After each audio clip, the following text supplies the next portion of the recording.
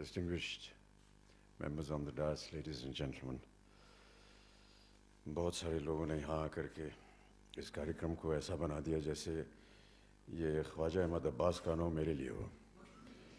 बहुत सारी बातें, अच्छी अच्छी बातें कर दी, मैं उसके आभार प्रकट करता हूँ। मैं इस लायक नहीं हूँ, लेकिन आपका बहुत बहुत शुक्रिया। सायदा जी को मैं धन्यवाद देता हूँ कि उन्होंने मुझे यहाँ आज आमंत्रित किया, और जब से उन्होंने बीड़ा उठाया कि अब्बास साहब को हमेशा हमें याद रखना चाहिए, तब से मैं उनके साथ हूँ। और बहुत सारी मीठी बातें इन्होंने बताई यूनिवर्सिटी के ज़माने की। एक बहुत ही खूबसूरत बात ये बताना भूल ही गई। जिस बस स्टॉप पे हम लोग सब इकट्ठा होते थे बस पकड़ने के लिए, 9 नंबर की यूनिवर्सिटी स्पेशल होती थी, बहुत सारे यार दोस्त हम सब, इनके साथ महिलाएं होती थी। हम लोग का अपना एक लड़कों का ग्रुप होता था। उन लड़कों में एक का नाम था प्राण तलवार। और एक दिन ऐसा हुआ कि बस आई और भरी हुई थी, तो सब लोगों ने कोशिश की कि घुस जाएं। हम में से कोई घुस नहीं पाया सिवाय प्राण तलवार साहब के। बड़ा निराश हुए हम लोग कि आज क्लास मिस हो जाएगी वगैरह, लेकिन बहुत ही दबे स्वर में मैंने बाद में सुना, पता नहीं किसने कहा था, सायदा जी ये ने कहा चलो अच्छा हुआ, प्राण जाए पर बचन न जाए।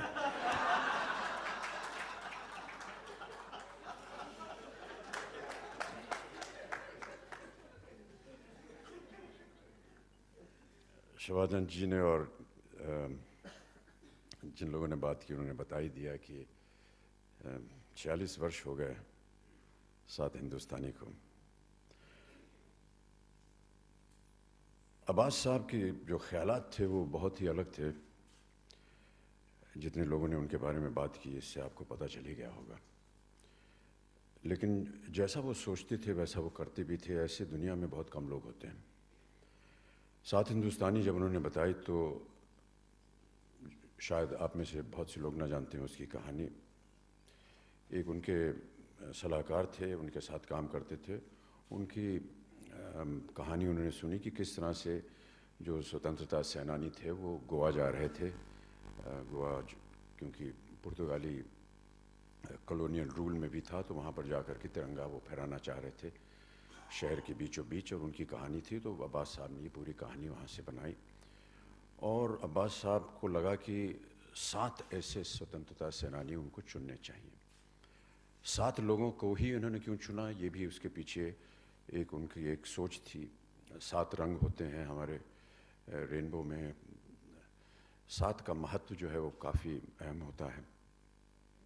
लेकिन जो सबसे अच्छी बात थी वो ये कि जैसा कि अभी बताया कि अलग अलग देश के अलग अलग कोनों से उन्होंने 7 ऐसे कलाकारों को चुना। उत्पल दत्त जो कि बंगाल से थे, उनको एक पंजाबी का रोल दिया। वो चाहते थे कि जहाँ से तुम हो उससे अलग भूमिका तुम निभाओ, क्योंकि कहीं न कहीं अब्बास साहब इक्वालिटी में बहुत विश्वास रखते थे। तो मुझे उन्होंने एक मुसलमान का रोल दिया। मेरे मित्र अनवर अली को उन्होंने हिंदू बनाया। मधु जो कि केरल से थे, उनको उत्तर भारत से का एक रोल दिया। जलाल आगा थे जो कि मुसलमान थे, उनको महाराष्ट्रन का एक रोल दिया। इस तरह करके एक मेल जोल करके उन्होंने ये फिल्म बनाई। और न जाने क्यों उनकी ऐसी सोच थी कि जिस तरह से ये सेनानी लड़े होंगे उसी तरह हम लोग इस फिल्म को भी बनाएंगे। तो हम लोग सब यहाँ मुंबई के रेलवे स्टेशन से गाड़ी में गए शूटिंग करने गोवा। 3rd क्लास के कंपार्टमेंट में बैठ करके गए, और वहाँ पर जब भी अवसर मिला पैदल चलते थे हम लोग, अपना सामान वामान ढो करके। रहने के कोई होटल नहीं होता था। जहाँ सर्किट हाउस छोटे छोटे होते थे, जहाँ बिजली पानी वगैरह नहीं होता था, वहाँ पर हम लोग रहते थे। एक ही हॉल किस्म का एक वहाँ पर एक चबूतरा बना हुआ था, वहीं पर पूरा कास्ट क्रू सब एक साथ सोता था। चाहे आप कलाकार हों, चाहे आप कैमरामैन हों, चाहे आप स्पॉट बॉय हों, सब एक साथ वहीं सोते थे। उस ज़माने में होल्डॉल होता था, पता नहीं आप लोग होल्डॉल समझते हैं कि नहीं आजकल।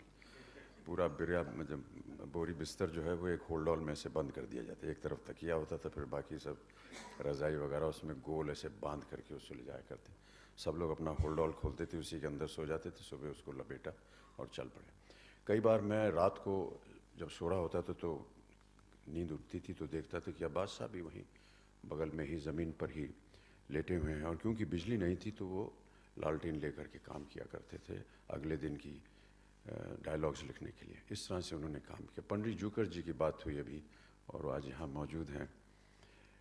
पंडित जी को सबसे पहले प्रोत्साहित किया, अब्बास साहब ने इनको ट्रेनिंग के लिए भेजा। ठीक है, लगवा लेते हैं। उन्होंने कहा ये पंडित जूकर हैं, ये हमारे ख़ास हैं, ये आकर के आपको दाढ़ी लगाएंगे। मैंने कहा ठीक है। पंडित जूकर जी क्योंकि बहुत ही व्यस्त मेकअप मैन थे, तो इन्होंने अब्बास साहब से कहा देखिए जिस दिन आपको दाढ़ी चाहिए उस दिन मैं नहीं, 7 दिन पहले आ सकता हूँ, तो जिसको भी दाढ़ी लगवानी है वो 7 दिन पहले लगवा ले। तो मैंने ये बात जब अब्बास साहब से कही कि तो 7 दिन पहले, उन्होंने कहा नहीं देखो करना पड़ेगा। देखिए पंडित जी जो हैं वो हमारे साथ मुफ्त में काम कर रहे हैं, मेरे पास पैसे नहीं हैं कि हम बड़े मेकअप मैन को बुलाएं। आप ऐसा कीजिए कि 7 दिन पहले आप दाढ़ी लगवा लीजिए। तो पंडित जूकर जी आए गोवा और दाढ़ी चिपका दी। उस ज़माने में, आजकल तो बहुत ही स्पेशलाइज्ड हो गया ये सब काम, नेट वगैरह नहीं होता था, एक एक बाल लेकर के चिपकाना पड़ता था, और ये इनकी खूबी थी। तो पूरी दाढ़ी इन्होंने चिपका दी। अब मुसीबत ये थी कि उस दाढ़ी को कायम रखना था 7 दिन तक। तो मैं आपको बताना चाहता हूँ देवियों सज्जनों कि 7 दिन में नहाया नहीं, क्योंकि अगर नहाता तो दाढ़ी उतर जाती है, और पंडित जूकर साहब होते नहीं वहाँ। रात को सोते समय भी बड़ी तकलीफ होती थी, क्योंकि तकिए पर अगर आप सर रखिए तो वो दाढ़ी के बाल निकल जाते हैं। तो एक बड़ी मुश्किल से एक दुपट्टा मंगवाया हमने। हमारे जो हमारे साथ कमरे में थे अनवर अली, वो हम लोग गए कहीं बाहर, एक दुपट्टा लेकर के आए, पंखे से उसको लटकाया, आत्महत्या करने के लिए नहीं, पंखे से लटकाया उसको, और वो मैंने गर्दन के नीचे लगाया, और तकिए से तकरीबन 1-1.5 फुट ऊपर ऐसे में लेटा रहता था।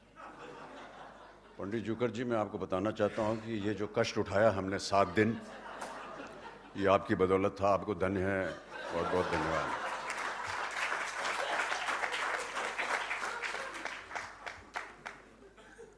A lot has been said about Abbas Saab. I have no words more than what already has been expressed about him. He was an incredible human being. There were many other qualities that were more professional in him, but for me he was always my Mamu Jan. That is how we all addressed him. Mamu Jan had some wonderful moments with us. Every time we had a problem and an issue, we would go to him and he would have an answer for us or a solution for us. I was great friends with Anwar Ali, Mahmood Saab's youngest brother. And because we were always together, Annu said that, I think you should move into my room. So for many months and almost a year and a half, I stayed with him in his room in Mahmood Saab's house. Mahmood साहब के पास एक sports गाड़ी थी जो कि वो इस्तेमाल नहीं करते थे, वो उन्होंने अनवर अली को दे दी। तो हम लोग उस स्पोर्ट्स गाड़ी में घूमा करते थे। हम लोग समझते थे कि हम लोग बहुत बड़े स्टार हैं, क्योंकि वो गाड़ी जो थी वो स्पोर्ट्स कार थी, लेकिन उसमें पेट्रोल भरने के लिए हमारे पास पैसा नहीं होता था। तो ऐसा हम लोगों ने सोचा कि यार चलो कहीं से भीख मांग के जितना भी है 5-10 रुपए का पेट्रोल भरवा लेते हैं, जितनी दूर जाएगी उतनी दूर जाएंगे, और जब पेट्रोल ख़त्म हो जाएगा उतर जाएंगे गाड़ी से, गाड़ी वहीं छोड़ देंगे। और कई बार ऐसा हुआ कि जाते जाते गाड़ी बंद पड़ गई, तो हम लोग को छोड़ करके लोकल ट्रेन पकड़ के मामू जान के पास आते थे और कहते थे मामू जान हमारी गाड़ी जो है वहाँ पड़ी हुई है, पेट्रोल नहीं है। तो मामू जान बहुत ही उदारता से 100-50 रुपये हमें हमेशा देते रहते थे। But really his entire thinking was one of equality. I do not know what the exact meaning of communism is. I don't know what the exact meaning of socialism is.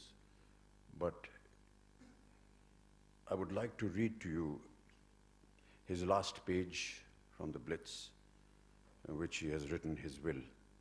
And I think that this aptly describes what Khwaja Ahmad Abbas was and what he stood for. This is the last page of the Blitz that used to be edited and owned by Sheikh Karanjia.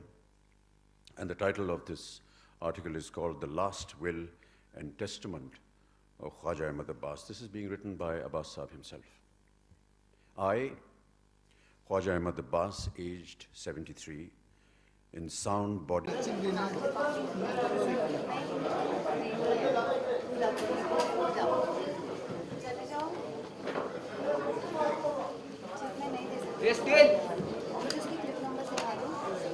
Clip number देख लो।